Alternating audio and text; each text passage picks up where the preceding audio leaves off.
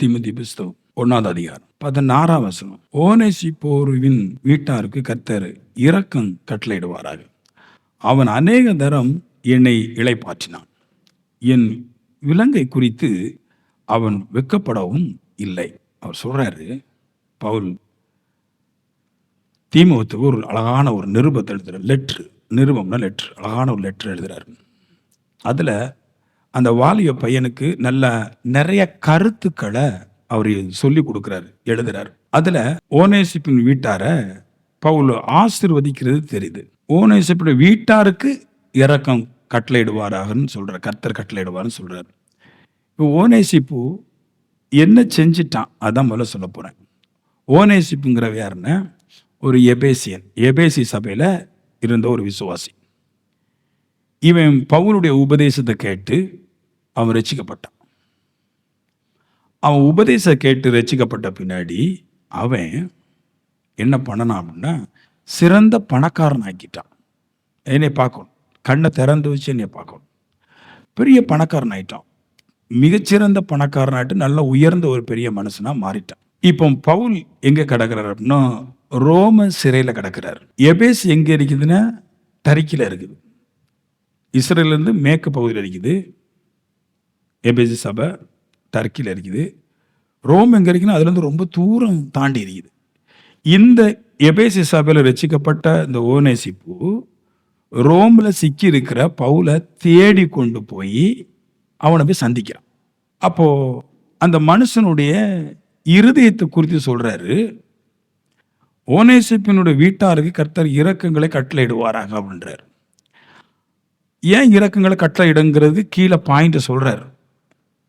அவன் அநேக தரம் என்னை இளைப்பாற்றினான் அவர் சொல்றாரு. ஒரு முறை 2 முறை அல்ல, அநேக முறை பவுல் பிரச்சனை இருக்கும்போது, ரோமில் இருக்கும்போது, பிலிப்பு பட்டணத்தில் இருக்கிற ஜெயிலில் இருக்கும்போது அங்கங்க மாட்டிக்கிடும்போது அநேக முறை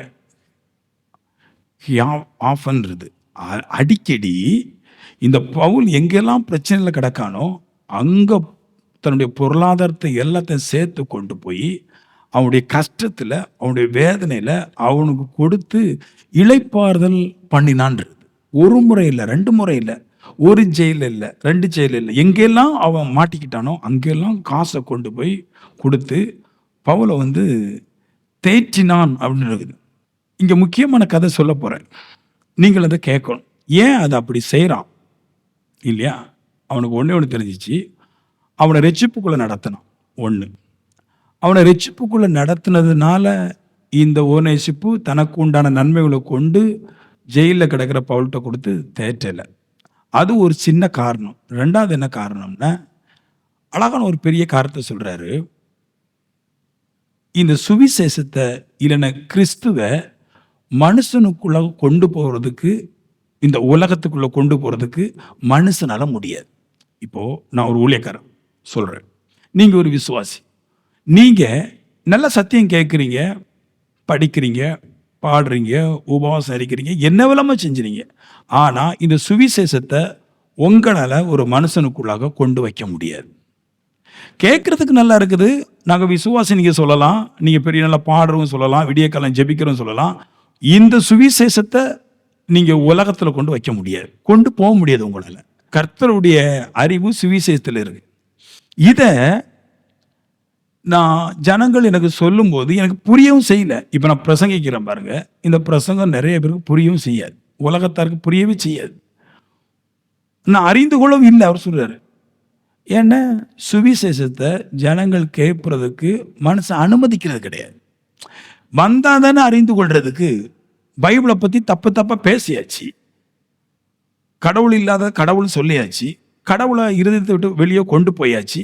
இவன் மறுபடியும் கடவுளை எடுத்து கொண்டு போனா அவன் சொல்றான், அந்த பரிசுத்தோட அறிவை அறிய முடியல, எங்களுக்கு கேட்க முடியல, எங்களுக்கு அது வரமாட்டேங்குது, எங்களுக்கு யாரும் சொல்ல மாட்டோம் சொல்றாங்க, எங்களுக்கு கட்டுக்கதையை பேசுறாங்க, எங்களுக்கு பொய்களை பேசுறாங்க, பாதாளத்துக்கு போனவங்களை எல்லாம் பத்தி பேசுறாங்க, பரலோக ராஜ்யத்துக்கு போனவங்கள பேச மாட்டேங்கிறாங்க, இதெல்லாம் சொல்றாரு. அப்புறம் ஓசியா சொல்றாரு, ஓசியா 4:1 தேசத்தில் தேவனை பற்றி அறிவில்லை. ஆமென் சொல்லுங்களேன். முதல்ல ஆகுத் சொல்றாரு, நான் கர்த்தர் அறியல. அப்புறமா தேசத்துல இருக்கிறவங்களுக்கு கர்த்தரை குறித்து அறிவில்லை. ஹலோ, இங்க யாருக்கு கர்த்தரை குறித்த அறிவு இல்லை, வேற எல்லாரை குறித்த அறிவு இருக்குது. இந்த அப்போஸ்தலர்மார்களை குறித்து, நான் கேள்விப்படாத அப்போஸ்தலர்மார்களை குறித்து நிறைய பேருக்கு அறிவு இருக்குது. ஆனா கர்த்தரை குறித்த அறிவு யாருக்கும் இல்லை.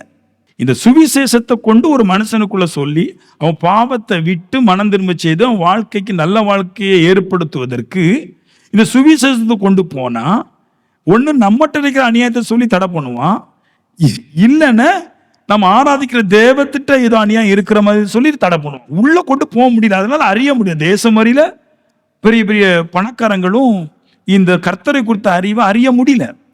அப்போ பவுலுக்கு இந்த மனுஷன் ஓரேசிப்பு ஏன் நன்மைகளை கொண்டு கொடுக்குறாருன்னா, சுவிசேஷம் இப்படிப்பட்ட மனுஷனால மட்டும்தான் உலகத்துல போய் சேரும். அதுக்கு வேண்டியே வாழுகிற மனுஷன், கர்த்தரோடு கூடயே இணைஞ்சு ஓடுகிற மனுஷனால மட்டும்தான் சுவிசேஷத்தை உள்ள கொண்டு போக முடியும். அதனால இவர் என்ன பண்றாருன்னா, பவுல் எப்பமெல்லாம் சிக்கல் இருக்கிறானோ அப்பமெல்லாம் ஒரு பெருந்தொகையை கொண்டு கொடுத்துட்றான். ஏன்னா, என்னால் இது முடியாது, எனக்கு நன்மை செய்து என்னை விடுதலையாக்கின இந்த கர்த்தருடைய சுவிசேஷம் உலகம் முழுவதும் போகணும், அதுக்கு நான் தகுதி இல்லை, நான் ஒரு வேலையில் இருக்கிறேன், ஆனால் சுவிசேஷம் சொல்ற வேலையில நீ இருக்கிற, அதனால இந்த பொருளாதாரங்களும் இந்த கட்டுகளும் இந்த சுவிசேஷத்தை சொல்லக்கூடாதபடி உனக்கு வருது, ஆனால் நான் தர்ற நன்மைகளோ உன்னை இந்த கட்டில இருந்து விடுதலை ஆக்கிட்டேன், நீ சுவிசேஷத்தை ஈஸியாக சொல்ல முடியும். அப்போ நான் சொல்லுவேன், எதுக்கு நம்ம நன்மை செய்கிறோம், கர்த்தருக்கு ஏன் நன்மை செய்கிறோம்? பவுலுக்கு நிறைய நன்மைகளையும் ஓனே செய்கிறாருன்னா, எப்படியா அந்த சுவிசேஷம் மனுஷனுக்குள்ள போய் அவனை நல்லவனா மாற்றணும், அவன் கேரக்டர் மாறணும். உலகத்துல பாவத்தை விட முடியாம தவிக்கிறான். ஒரு வெற்றில போட்ட விட முடியல, ஒரு குடிச்சா விட முடியல. ஏன்னா அங்குள்ள உபதேசம் பாவத்தை அதிகரிக்குது, கிறிஸ்துவின் உபதேசம் பாவத்தை மாத்துது. இந்த உபதேசத்தை நாட்டுக்குள்ளையும் ஊருக்குள்ளையும் விடமாட்டேன்றாங்க. எங்களுக்குன்னு ஒரு கடவுள் இருக்குது, எங்களுக்குன்னு ஆலயம் இருக்குது, இதை பேசுறாங்க தவிர அவங்களுக்கு சத்தியம்னு ஒண்ணு இல்லையே. அதை எடுத்து பயன்படுத்துவதற்கு பவுலால முடியும். இப்ப பவுலுக்கு நிறைய கொடுத்து அவன் எந்த விஷயத்திலும் சோர்ந்து போகக்கூடாதபடிக்கு அவனை பலப்படுத்துறான். அப்ப நான் சொல்லுவேன், அதனால தான் சொல்றாரு, ஓனேசிப்பின் வீட்டாருக்கு கர்த்தர் இரங்கல் கட்டளையிடுவாராக. சுவிசேஷம் பரவுவதற்கு தன்னை இழக்கிற ஒரு குடும்பத்துக்கு கர்த்தர் கண்டிப்பா இரக்கம் கட்டளையிடுவார். ஆமென். நான் ஏன் கொடுக்கணும் அப்படி கேள்வி கேட்கக்கூடாது. ஒரு ஊழியக்காரன் தின்றாரு, அதை பத்தி கேட்கக்கூடாது. தின்னாரோ திங்கலையோ, அவர் மூலம் தானே இந்த சுவிசேஷம் போய் அநேக ஜனங்களை மாற்றுது. அவன் அவ்வளவு பெரிய நம்மளால முடியாத ஒரு வேலையை பெரிய வேலை செய்யறவன் கொஞ்சம் தின்னாத என்ன தப்பு? ஓனேசிப்பு வீட்டாரு கர்த்தர் இரக்கங்களை கட்டளையிடுவார். ஏன்னா அவன் சுவிசேஷம் பரவுவதற்கு தன்னால முடிஞ்ச உதவியை செஞ்சிடறான். இயேசு கிறிஸ்து மரித்தெழுந்து உயிரோடு எழுந்தாருங்கிற சுவிசேஷம் என்னாலே அல்லாமல் வேறு ஒருவனாலும் ஆகலன்றாரு பவுல். ஆனா எல்லாரும் அவனை வெறுக்கிறாங்க. 12 அப்போஸ்தலரும் இருக்கிறாங்க. ஆனா அவர் சொல்ற என்னாலதான் இதை நிறைவேறிச்சுட்டார். அவன் நம்ம நிறைய விஷயங்களை சிந்திக்கிறது கிடையாது, மனசு ரீதியா தான் பார்க்கிறோம். உங்களால ஒரு செகண்ட் ஒரு மனுஷனை உங்களால் ரட்சிப்புகள் நடத்த முடியாது. ஆனா ஒவ்வொரு ஊழியக்காரனும் ஒரு வீட்டில் போய் சொல்லும் போது அவன் ஏற்றுக்கொள்றான். அந்த மனுஷனை தூக்கி விடும்போது தூக்கி விடுறவனு நல்லாயிடுறான், அந்த வேலையில இருக்கிறவன் நல்லாயிடுறான், சுவிசேஷத்தை கேட்கிறவன் நல்லாயிடுறான். ஆமென் சொன்னீங்களேன். ஆமென். என்ன வேதம் சொல்லுது, சத்தியத்தை அநியாயத்தில் அடக்கி வைக்கிறாங்க. சத்தியம் போகக்கூடாதபடி என்னெல்லாம் பண்ணணுமோ எல்லாம் பண்றான் மனுஷன்.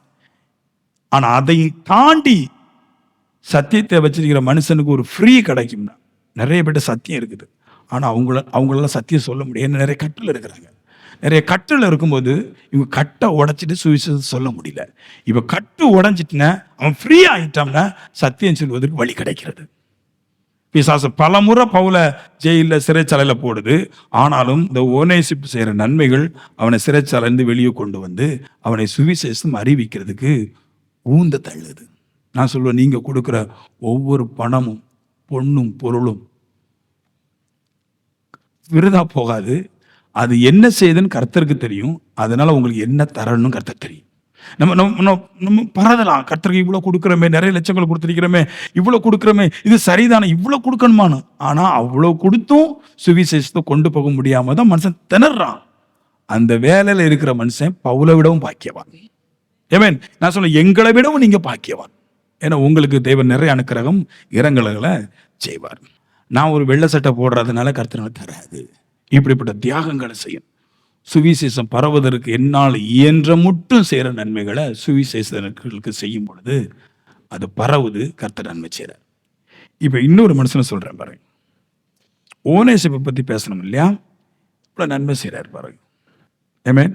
இப்போ அடுத்து இன்னொரு மனுஷன் சொல்றார், ஓனேசிப்பை போன்ற சுவிசேஷத்திற்கு பாடுபட்ட இன்னொரு மனுஷனை பற்றி பவுல் பேசுறார்.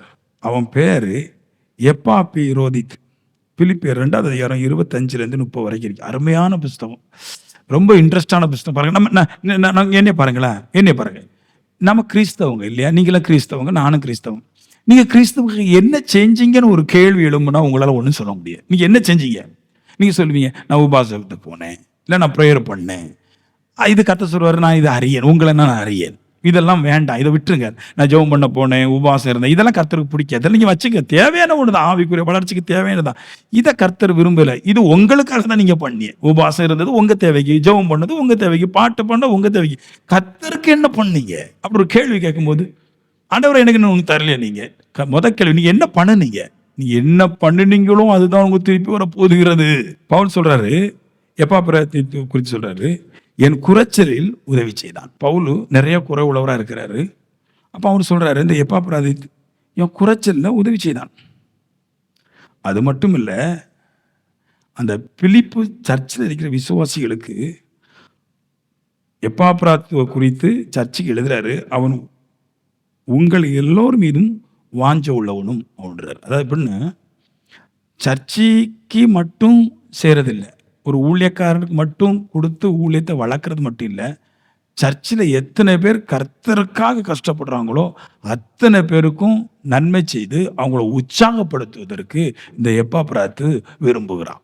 அதாவது ஏன் விரும்புகிறான்னா, ஒன்று நல்ல கேளுங்க, ஒரு மனுஷன் இந்த உற்சாகம், இந்த விடுதலை இதில் வந்துட்டான்னாலே அவன் ஓட ஆரம்பிச்சிருவான்.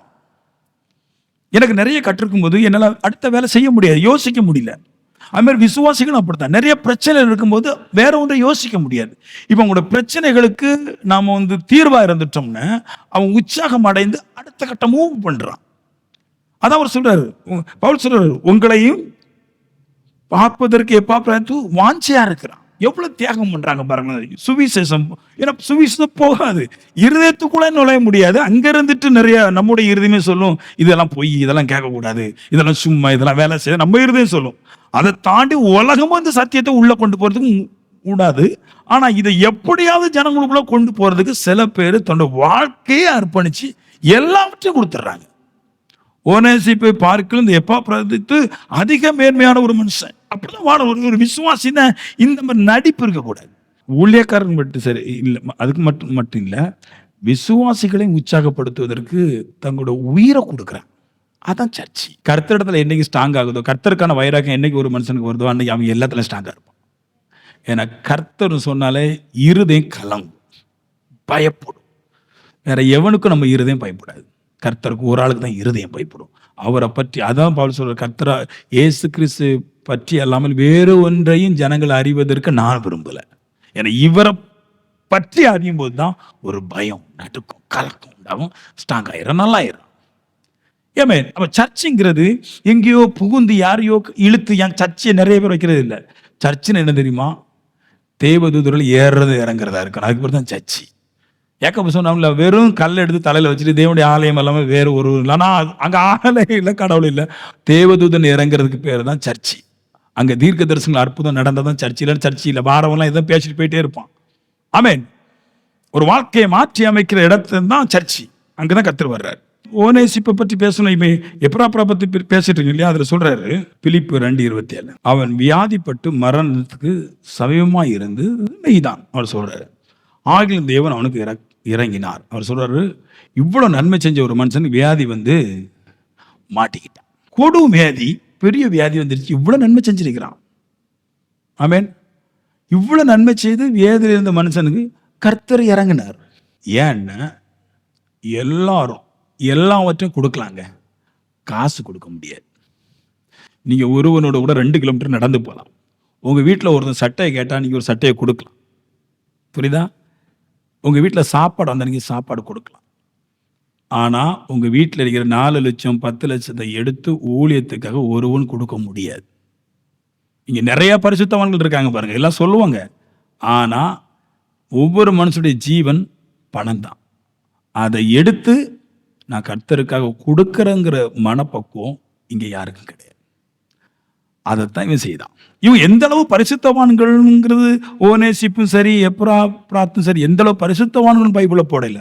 ஆனா பரிசுத்தத்தை பத்தி அவங்கள போடாம ஒரு ஊழியம் கட்டமைப்பதற்கு என்னால முடிஞ்சதை என் உயிர் போற தன்மையிலும் கூட நான் அதை செய்றேன். கீழே 29 வருது பாருங்க, 29, 30 வருது. மரண வியாதி வந்துருச்சு.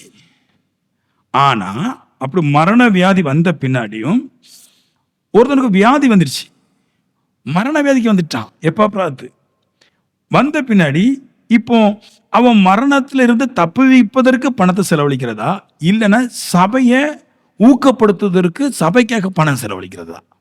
நம்மெல்லாம் முதல்ல நம்மளை சரிப்படுத்துவோம் இல்லையா? நம்மளாம் சரிப்படுத்துவோம், நம்ம தான் சரிப்படுத்துவோம். அப்பா எனக்கு பெரிய வியாதி இருக்கு, முதல்ல என்ன சரிப்படுத்து, அப்புறம் சர்ச்சை கொடுப்போம். நம்ம எல்லாருமே முதல்ல ஃபர்ஸ்ட் நம்மளை தான் கட்டமைப்போம். எல்லாருமே ஆமீன்.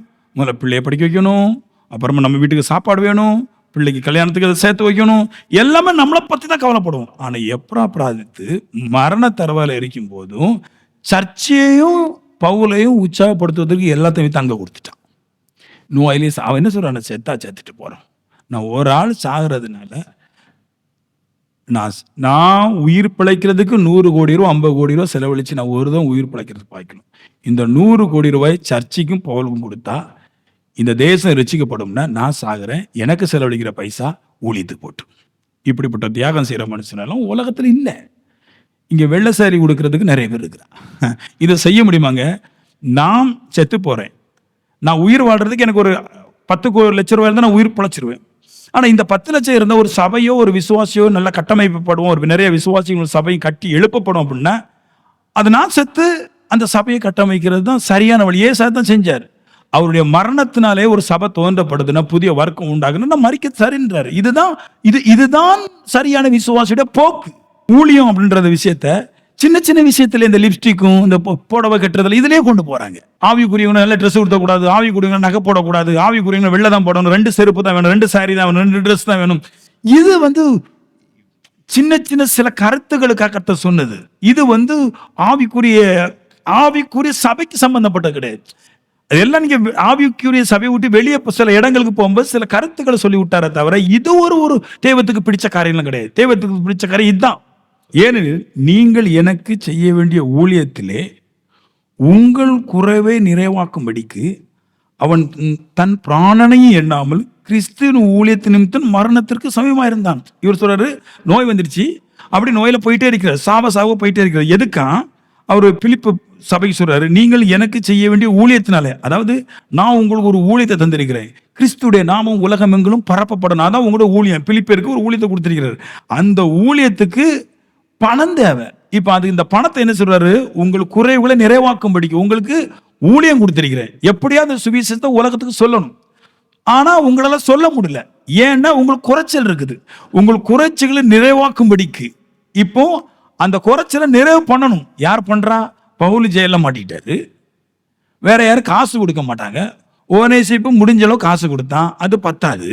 இப்போ அடுத்து இன்னொரு மனுஷன் எப்ராத்து இருக்க, இவருக்கு தான் காசு கொடுக்குற ஒரு மைண்ட் இருக்கு. மிச்சம் எல்லாருக்கும் பரிசுத்தமா வாழ மைண்ட் இருக்குது, ஆனா காசு கொடுத்து தேத்தி விடுறதுக்கு மைண்ட் இல்லை. ஆனா இவனுக்கு இருக்குது. இவன் என்ன முடிவு பண்ணிட்டான்னு, தன் பிராணனை எண்ணாமல், அதாவது நம்ம என்ன எண்ணுவோம், நம்ம பிராணம் தான் நம்ம எண்ணுவோம் இல்ல. முதல்ல நம்ம பிராணம் உயிர் பெறக்கூடாது. சபை எப்படி போனா நம்மளுக்கு என்ன? எல்லாருமே தன் பிராணனை காப்பாத்துக்கிறதுக்கு தான் சர்ச்சை மாறுறான், சர்ச்சைக்கு போறான்.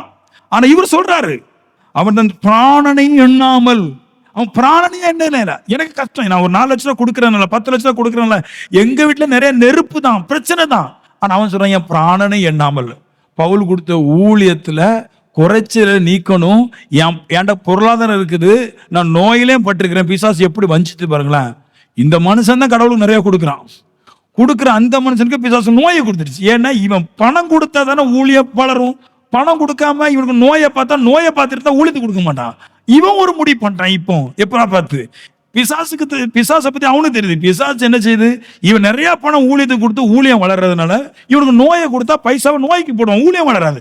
இப்போ நோய்பட்டவன் என்ன பண்ணிட்டான், பிசாசுக்கு டாட்டா காட்டுறான். நீ எப்படி வரும் எனக்கு தெரியும், நான் செத்துட்டு போவனே தவிர இந்த ஊழியத்தை கடையில கிடக்க நான் விட மாட்டேன். இதுக்கு பேர் தான் பரிசுத்தம், இதுக்கு பேர் தான் விசுவாசி.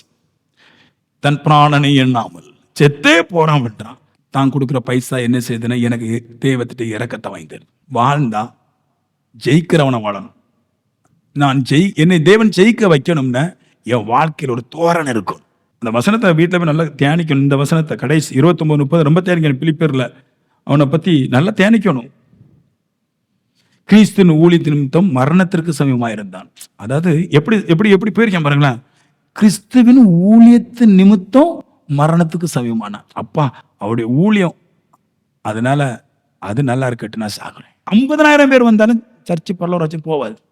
உண்மை உள்ளவனே உத்தமமானவனே என்னிடத்துல வாழ்ந்தான் பைபிள் எழுதிருக்கு. தவிர ஊழியக்காரன் அப்படி எல்லாரும் பாருங்கன்னு சொல்லல. உண்மையான ஊழியக்காரனே, உத்தமமான ஊழியக்காரனே நீ வா. சும்மா ஃப்ராடெல்லாம் அங்கே போக முடியாது. சும்மா ஒரு இப்படிதான் சும்மா சர்ச்சு நாங்கள் வச்சிருக்கிறோம்லாம் போக முடியாது. உண்மையானவன் தான் போக முடியும். இவன் தான் போக முடியும். ஊழியத்தின் நிமித்தம் மரணத்துக்கு சமயமாக இருந்தான். எப்படிப்பட்ட வார்த்தை பாருங்களேன். செத்தே போயிட்டு பாரு, பிரச்சனை எல்லாம் தாங்குறேன். நான் கடவுளுக்கு கொடுத்தேன்ல, அது கண்டிப்பாக எனக்கு இறக்கத்தை கொண்டு வரும். 50 லட்சம் இல்லை 500 கோடி கொடுக்க வேண்டியதாக இருந்தாலும் நான் கொடுப்பேன். நான் அப்படித்தான். எத்தனை லட்சம்னாலும் கடவுளுக்கு நான் கொடுப்பேன். என் நிமித்தமாக நான் செய்கிற நன்மைகள் நிமித்தமாக கர்த்தருடைய ராஜ்யம் விருத்தி அடையுதுன்னா நான் சாக ரெடி. நீங்கள் இப்படி தான் கிறிஸ்துக்குள்ளே வளரணும். எந்த பகுதியை அசட்டை பண்ணக்கூடாதோ அதை அசட்டை பண்ணுறோம். எது பிரயோஜனம் இல்லாததோ அதெல்லாம் பைபிளை பிடிச்சி பேசிட்டு இருக்கேன். அதான் பவுல் சொல்கிறாரு, இன்னும் அதிக பிரயோஜனமானதை நான் உங்களுக்கு தருவேன் சொல்லுவேன்றார். இதெல்லாம் பவர்ஃபுல்லானது. பைபிள் எத்தனை பேர் ரசிக்கப்பட்டான் பவுலுடைய பிரசங்கத்தில். எபேசு சபையில் 20 லட்சம் பேர் ரசிக்கப்பட்டான். ஆனால் அவன் ஒரு பேர் தான் உள்ள எழுதி வச்சிருக்கிறாரு. ஹலோ, ஏன்னா அவன் தான் அந்த மாதிரி வாழ்ந்தான். எப்படி இருக்கும் பாருங்க. காசு இருக்குதுங்க, இந்த ஃபீல் பண்ணி பாருங்க. என்ன காசு இருக்குது, என் நோயை சரி பண்ண முடியும், என் நோயை சரி பண்ண முடியும். ஆனால் 1 ரூபா கூட என் நோய்க்கு வேண்டி கொடுக்க மாட்டேன் நான். ஏன்னா நான் உயிர் வாழ்றதுனால ஒரு மண்ணாங்கட்டி நான் ஆக போறது கிடையாது. அவனுக்கு தெரியும் நான் என் உயிர் நான் ரசிக்கப்பட்டிருக்கிறேன். நான் பொழைக்கிறதுனால என்னால் ஒரு சுவிசேஷம் சொல்லி ஒரு 10 பேர் ரசிக்க பண்ண முடியாது. இருந்தா என்ன, செத்தா என்ன, இருந்தாலும் பிரயோஜனம் இல்லை, செத்தாலும் பிரயோஜனம் இல்லை. அதனால செத்துட்டு போறேன்.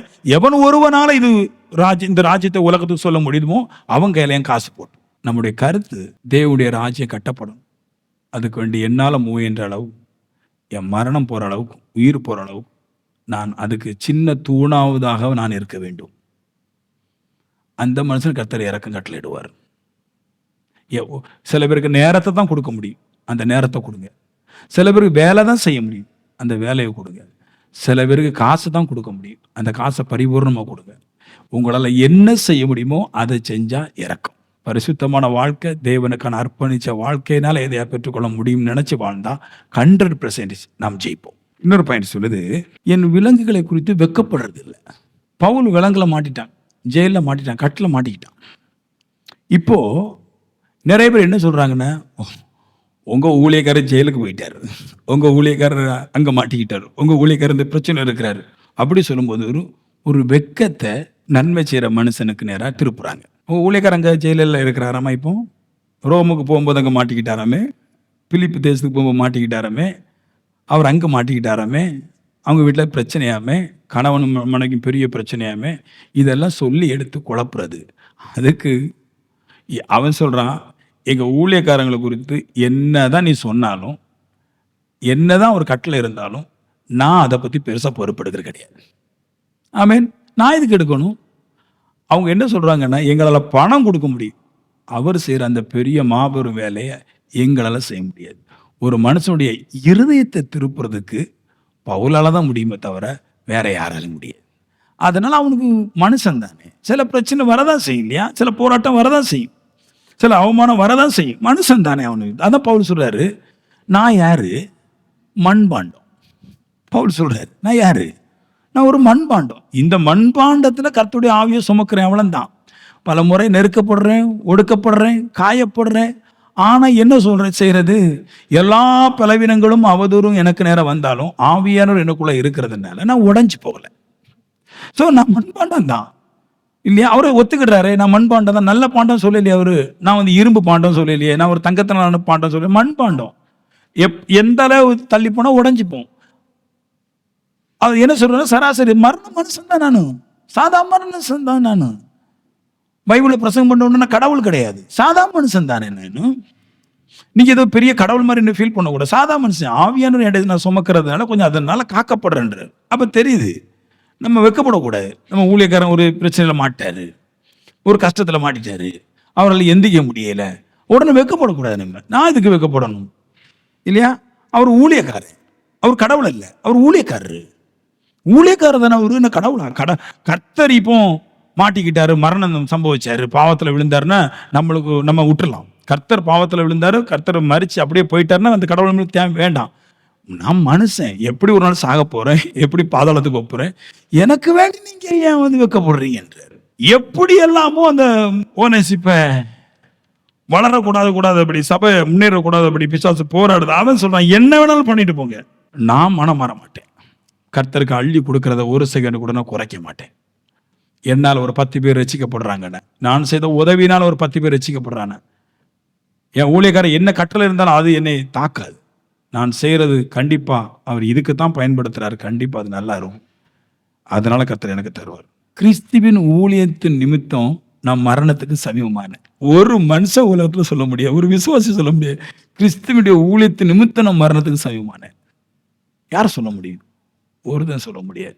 1-2 பேர் சொல்லியிருக்கிறான். அதுல 1-2, அந்த 1-2ல நம்மனு சேருவோமானால் இயேசு கிறிஸ்து வரும்போது நம்ம நித்திச்சிருப்போம். சர்ச்சைங்கிற வெறும் பிரசங்கத்துல வளராது.